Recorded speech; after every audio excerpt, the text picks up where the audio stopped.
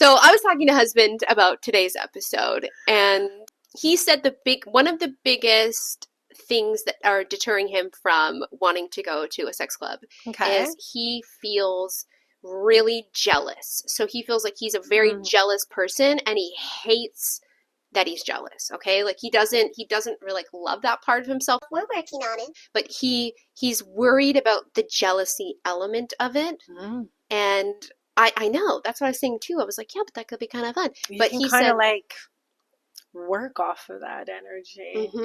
I tell couples, I'm like, use that energy of that jealousy, like when you're like going to fuck her. You know?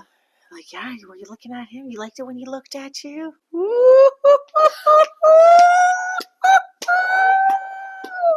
Like, there's no there. It's not. But for real, right? Yeah, like if they're really jealous, do you think that would be like a really big challenge for them? No, you're gonna have more of a challenge actually at a nightclub than you would at a sex club because there's so many rules. If you have one partner that's like, oh my God, please, can we go do something fun like this? Even if they never have, they're just like, I'm really like feeling like I want to do something crazy and different.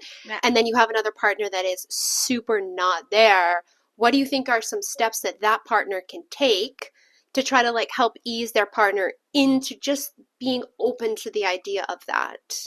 Well, communication. Like why would you want to? Why don't you want to? What are you afraid of? Yeah, exactly. So doing some inner work. Yeah. And knowing that it's a one-time thing. You can go once, you don't like it, you don't ever have to go again. To remind yourselves that it's just an experience.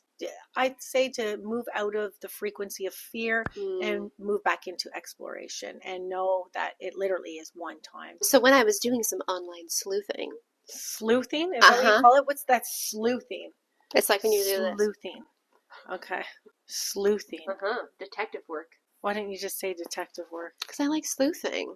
You know, I like a good vocabulary. I think that also, like how we see things in movies, it's always these like hot ass women who are like 6-pack abs and fake tits, and the guys are like 20-year-old like kind of dudes. And people, I think, feel really intimidated to go to sex clubs because they're like, am I gonna be fucking ugly? Put effort into it. Like, make it part of the night, the experience, right? Like, put on some sexy stuff so when you're walking in there, you're feeling sexy. If you're gonna go to a sex club, do some good pregame.